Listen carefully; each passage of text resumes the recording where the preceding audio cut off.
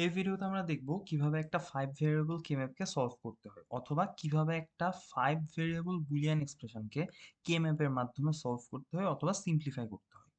তো এই পর্যায়ে আমি ধরে নিচ্ছি যে যারা এই ভিডিওটা দেখতেছে তাদের অ্যাটলিস্ট 4 ভেরিয়েবল সম্পর্কে আইডিয়া আছে, অর্থাৎ 4 ভেরিয়েবল কে-ম্যাপ সম্পর্কে আইডিয়া আছে। যদি 4 ভেরিয়েবল কে-ম্যাপ সম্পর্কে কারো আইডিয়া না থাকে তাহলে আমি সাজেস্ট করব যে এই প্লেলিস্টে অলরেডি 4 ভেরিয়েবল কে-ম্যাপের উপরে দুইটা ভিডিও আছে। একটা হচ্ছে 4 ভেরিয়েবল কে-ম্যাপ সলভিং আর একটা হচ্ছে 4 variable K map solving with don't care. At least এই দুইটার মধ্যে প্রথম ভিডিওটা ভেরিয়েবল কে-ম্যাপ সলভিং, অ্যাটলিস্ট এই ভিডিওটা যেন দেখে আসে। তো একটা 5 ভেরিয়েবল কে-ম্যাপ নিয়ে যদি আমি কাজ করতে যাই তার আগে আমাকে যেটা চিন্তা করতে হবে সেটা হচ্ছে, যেহেতু আমার 5 ভেরিয়েবল কে-ম্যাপ তাহলে আমার এই কে-ম্যাপে টোটাল সেল হবে হচ্ছে 2 টু দি পাওয়ার 5 অর্থাৎ 32টা। আগে যখন আমি 4 ভেরিয়েবল কে-ম্যাপ নিয়ে কাজ করছিলাম সেখানে আমার টোটাল 16টা সেল বা 16টা এরকম ছোট ছোট ঘর ছিল। তাহলে যেহেতু 5 ভেরিয়েবল নিয়ে কাজ করতেছি তাহলে টোটাল সেল বা ছোট ছোট ঘর হবে 2 টু দি পাওয়ার 5 অর্থাৎ 32টা। 4 ভেরিয়েবলে আমার রো ছিল 4টা, এইরকম 4টা রো ছিল, কলাম ছিল 4টা। যেহেতু আমি 4 ভেরিয়েবল থেকে 5 ভেরিয়েবলে যাচ্ছি তাহলে আমার রো 4টাই থাকবে, বাট কলাম 4টা থেকে বেড়ে হবে 8টা। কারণ আমার এখন সেল বেড়ে গেছে, আগে সেল লাগতো 16টা, এখন আমার সেল লাগবে 32টা। তাহলে আমি রো রাখবো 4টা, কলাম রাখবো হচ্ছে এইরকম 8টা। এরপর আমরা কি জানি? আমরা যেটা জানি সেটা হচ্ছে আমার যে ভেরিয়েবল গুলা আছে ভেরিয়েবল গুলাকে আমাকে আগে দুই পার্টে ভাগ করে ফেলতে হবে। 4 ভেরিয়েবলে আমার 4টা ভেরিয়েবল ছিল, এ বি সি ডি। এখন আমি 5 ভেরিয়েবল নিয়ে কাজ করতেছি, আমার ভেরিয়েবল হবে 5টা, এ বি সি ডি, নতুন একটা অ্যাড হবে ই। এ বি সি ডি একটা নতুন অ্যাড হয়েছে ই। তো আমি 4 ভেরিয়েবলে যেটা করতাম এটাকে দুই ভাগে ভাগ করতাম, একটা ভাগ হচ্ছে এ বি আর একটা হচ্ছে সি ডি। এখন যেহেতু 5 ভেরিয়েবল নিয়ে কাজ করতেছি তাহলে আমি এটাকে দুইটা ভাগে ভাগ করার পর আমার এক ভাগে থাকবে হচ্ছে এ বি আর এক ভাগে থাকবে হচ্ছে সি ডি আর ই। আমি এ আর বিটাকে সিম্পলি এই লেফট সাইডে বসাবো, এ বি কে, এ বি ভেরিয়েবল গুলাকে, আর C D E related variable গুলাকে আমি বসাবো এই যে উপরে আপার সাইডে। এবার আমাকে কি করতে হবে? আমরা যদি 4 ভেরিয়েবল সম্পর্কে আমার আইডিয়া থাকে তাহলে আমরা যেটা জানি সেটা হচ্ছে আমাদেরকে যেটা করতে হবে, এ বি এর জন্য গ্রে কোড গুলাকে এই পাশে বসাইতে হবে, আর উপরে হচ্ছে সি ডি ই এর জন্য কারাসপুন্ডিং গ্রে কোড গুলাকে উপরে বসাইতে হবে। তো যেহেতু আমরা আমাদের 4 ভেরিয়েবল সম্পর্কে আইডিয়া আছে, আমরা অলরেডি জানি যে এ বি এর জন্য গ্রে কোড গুলা বসাইলে আমার এখানে উপরে বসবে এ বার বি বার, তার নিচে বসবে এ বার বি, তার নিচে বসবে এ বি, তার নিচে বসবে এ বি বার। এখন উপরে সি ডি ই এর জায়গায় কি বসাবো? আমাকে যেটা মাথায় রাখতে হবে সেটা হচ্ছে সিডিই, তিনটা ভেরিয়েবল যেহেতু, আমার এখানে গ্রে কোডটা হবে 3 বিটের, অর্থাৎ গ্রে কোডটা বসবে 0 থেকে 7 পর্যন্ত। আমি যদি 7 থেকে 8-এ যাই সেটা 4 বিটের ভেরিয়েবল হয়ে যাচ্ছে, মানে 4 বিটের বাইনারি নাম্বার হয়ে যাচ্ছে, সো ওইটা আর হবে না। আমার থ্রি 3 বিট নাম্বার বা তিনটা ভেরিয়েবলের জন্য আমার 0 থেকে 7 পর্যন্ত টোটাল 8টা গ্রে কোড পসিবল। সেই গ্রে কোড গুলাকে আমাকে সিরিয়াল ওয়াইজ এখানে একটার পর একটা বসাইতে হবে। তাহলে আমি ফার্স্টে এই জায়গায় 0 0 0, তারপরে এই জায়গায় 0 0 1, এভাবে সিরিয়াল ওয়াইজ 8টা গ্রে কোডকে আমি উপরে বসাই দিব। এই যে এভাবে এখান থেকে দেখে দেখে আমি একদম সিরিয়াল ওয়াইজ 0 0 0 0 0 1 এভাবে আমি টোটাল 8টা গ্রে কোডকে বসাই দিছি। বসানোর পর এবার আমি গ্রে কোড দেখে দেখে এই সিডিইটাকে এখানের উপরে প্লেস করব।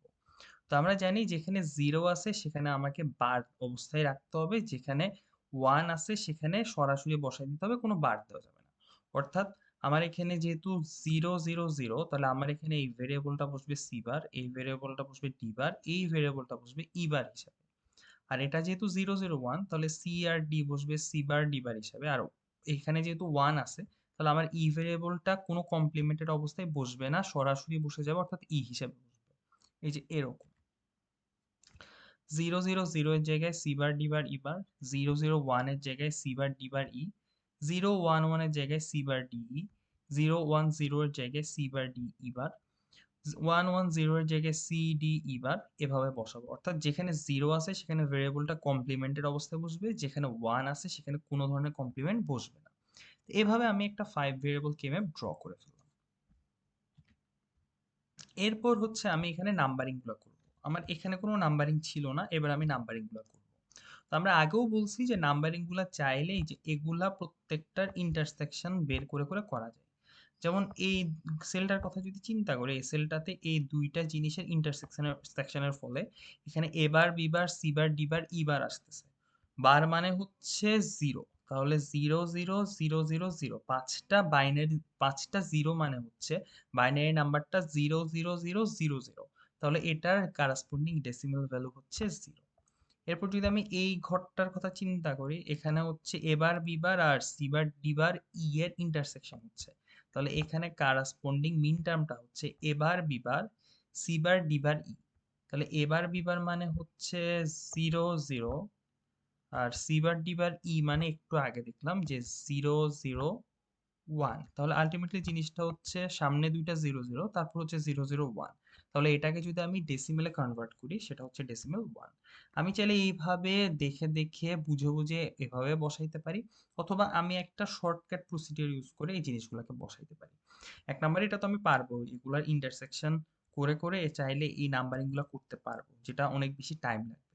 বাট আমি যদি একটু শর্টকাটে কাজ করতে যাই, শর্টকাটটা কিরকম একটু দেখি।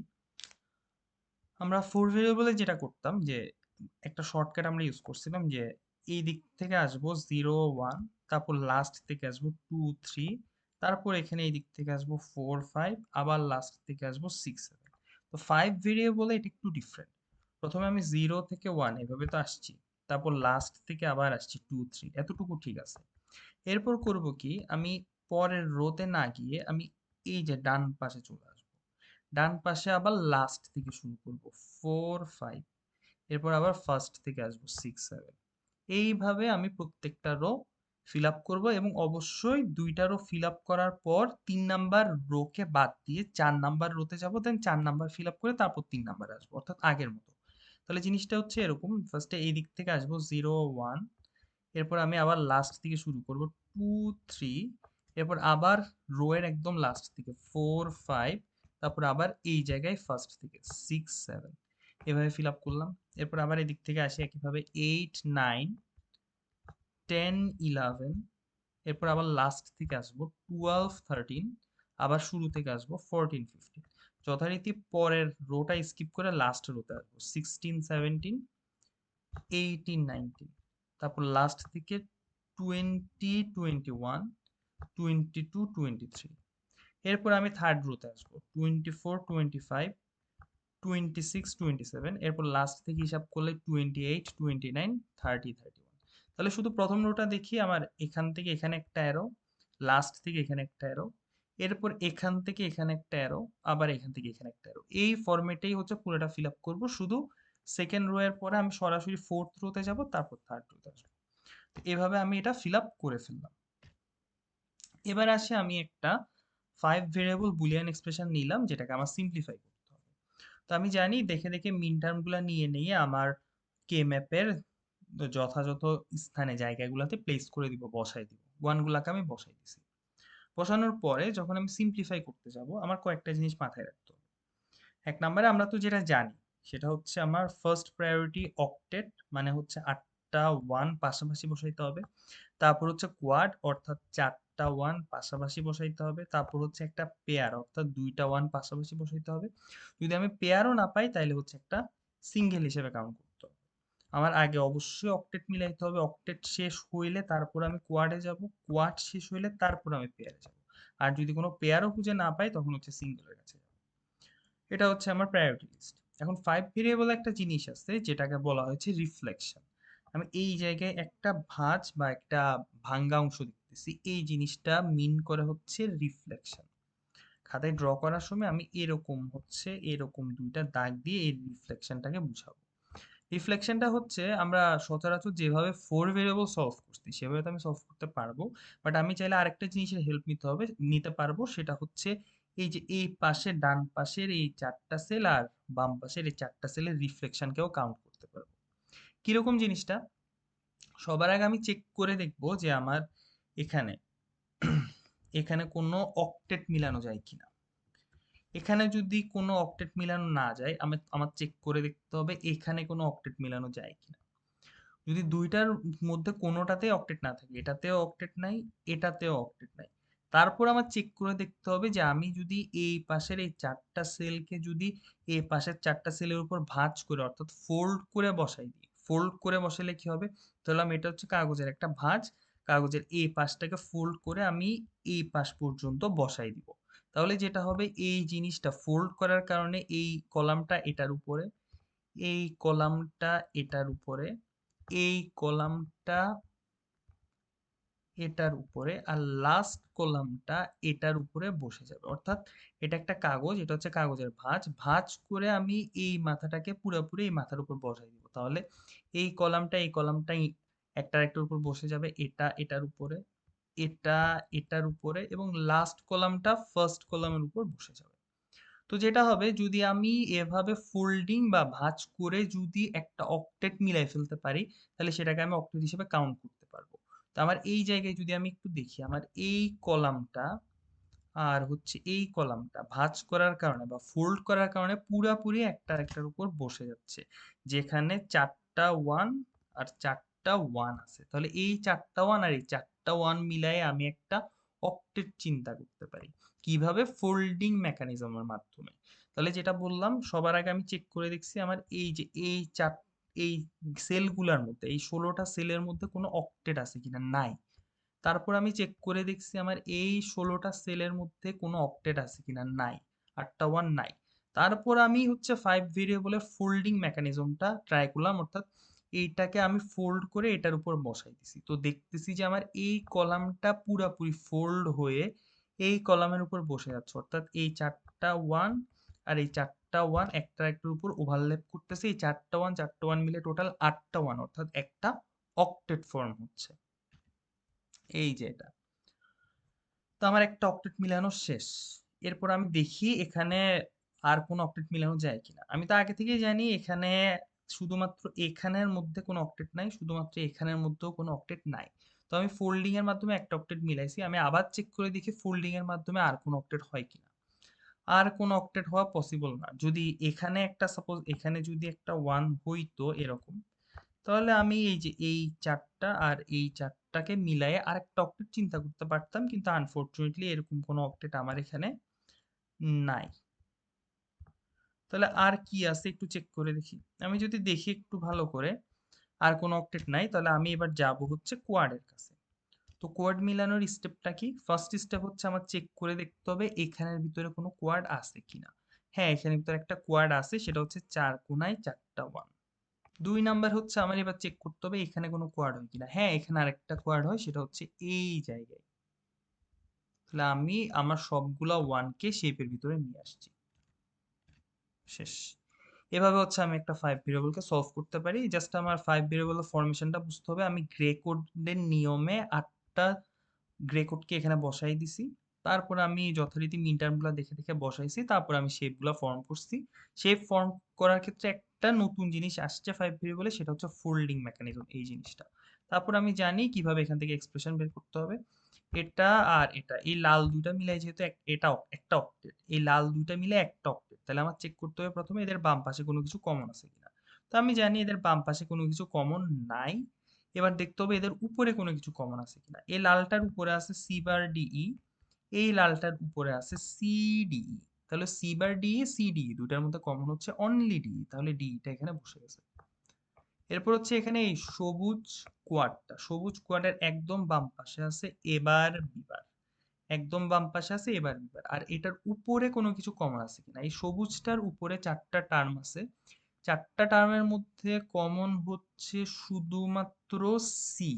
তাহলে আমার বাম পাশে আছে এবার বিবার, উপরে 4টার মধ্যে কমন হচ্ছে সি, তাহলে হচ্ছে এবার বিবার সি। এবার আসি আমি এই 4 কোণায় 4টা। তো 4 কোণায় 4টা যেহেতু এই 4 কোণায় 4টার বাম পাশে কমন হচ্ছে বিবার, উপরে কমন হচ্ছে সিবার ইবার। তাহলে এই বাম পাশে বিবার, উপরে হচ্ছে সিবার ইবার, তাহলে আমার লাস্ট যে মিন টার্ম সেটা হচ্ছে বিবার সিবার ইবার। তো এভাবে হচ্ছে আমরা 5 ভেরিয়েবল সলভ করতে পারবো। এখন এখানে দুইটা কোশ্চেন আছে 5 ভেরিয়েবলের উপরে। এই কোশ্চেনটা আমার পরীক্ষায় গিভেন কোশ্চেন হচ্ছে এটা, এবং এটার অ্যান্সারটা হচ্ছে এটা। এখানে ওয়াই লেখা আছে, এটা এফ হবে। তো যাই হোক, আমরা নিয়ম জানি কিভাবে 5 ভেরিয়েবল কে ম্যাপ সলভ করতে হয়, কিভাবে ড্র করতে হয়। 5 ভেরিয়েবল কে ম্যাপ ড্র করব, ড্র করার পর বেছে বেছে মিন টার্মগুলো বসাবো, বসানোর পর আমি চেক করে দেখব কোনো অক্টেট আছে কিনা। তো আমি এখানে দেখতেছি আমার এখানে এই জায়গায় একটা অক্টেট আছে, এর বাইরে এখানে আর কোনো অক্টেট নাই। এরপর ডান পাশে দেখি, ডান পাশে দেখতেছি এখানে কোনো অক্টেট পসিবলই না। শেষ। এবার আমি যাব কোয়াডের কাছে। তো এইখানের মধ্যে একটা কোয়াড আছে, এই যে এই জায়গায় একটা কোয়াড আছে। এরপর দেখতে হবে রাইট সাইডে কোনো কোয়াড আছে কিনা। রাইট সাইডে কোয়াড হওয়া পসিবল না, কারণ এখানে ওয়ানই আছে তিনটা। এরপর দেখতে হবে আমার এই এটা আর এটার মধ্যে ফোল্ডিং মেকানিজমের মাধ্যমে কোনো কোয়াড ফর্ম করা যায় কিনা। ফোল্ডিং মেকানিজমের মাধ্যমে কোনো কোয়াড ফর্ম করা যায় বলে দেখতেছি না। এরপর আমি যাব হচ্ছে পেয়ারের কাছে। আমার এখানে সবগুলা ওয়ান ইউজ করা শেষ, সো এখানে পেয়ার খোঁজার কোনো প্রশ্নই আসে না। তাহলে আমি ডান পাশে এটাতে পেয়ার খুঁজবো, এখানে কোনো পেয়ার অ্যাকচুয়ালি হওয়া পসিবল না। তাহলে এবার আমি দেখব ফোল্ডিং এর মাধ্যমে কোনো পেয়ার হয় কিনা। তা আমি যদি একটু লক্ষ্য করি, আমি যদি ফোল্ডিং করি আমার এই কলামটা, এই কলামের উপর আমি যদি ভাঁজ করি, কাগজের মতো ভাঁজ করি, তাহলে এই কলামটা এই কলামের উপরে ম্যাচ করে যায়। তাহলে এই জিনিসটা আর এই জিনিসটা, এই দুইটা মিলায়ে একটা পেয়ার বানানো যায়। এরপরে দেখতেছি আর কোনো পেয়ার এখানে আসলে হয় না। এই ওয়ান আর এই ওয়ানে কোনো পেয়ার হয় না, আর কোনো পেয়ার পসিবল না। তাহলে এই দুইটা ওয়ানকে আমার জাস্ট সিঙ্গেল হিসেবে কাউন্ট করতে হবে। তাহলে এই হচ্ছে একটা সিঙ্গেল, এটার জন্য মিন টার্ম হচ্ছে এটা। আরেকটা সিঙ্গেল, এটার জন্য মিন টার্ম হচ্ছে এটা। আমার অক্টেটের জন্য মিন টার্ম হচ্ছে এটা। এখানে একটা কোয়াড আছে, কোয়াডের জন্য মিন টার্ম হচ্ছে এটা। এন্ড এখানে আর এখানে একটা পেয়ার আছে, পেয়ারের জন্য মিন টার্ম হচ্ছে এটা। আরো একটা কোশ্চেন আছে, আহ, এই জিনিসটা একইভাবে আমার কোশ্চেন হচ্ছে এটা, কোশ্চেনের অ্যান্সার হচ্ছে এটা। আমি বেছে বেছে মিন টার্ম গুলাকে আমার কে ম্যাপে বসাইলাম, বসানোর পর আমি দেখলাম যে এখানে তিনটা কোয়াড পসিবল, আমি তিনটা কোয়াড ড্র করলাম এবং কোয়াডের জন্য আমি অ্যান্সারটা বের করলাম। তো এই হচ্ছে মোটামুটি আমাদের 5 ভেরিয়েবল কে ম্যাপ, আর এই হচ্ছে মোটামুটি আমাদের কে ম্যাপ। কে ম্যাপ সম্পর্কে আমাদের অ্যানালাইসিস এতটুকুই।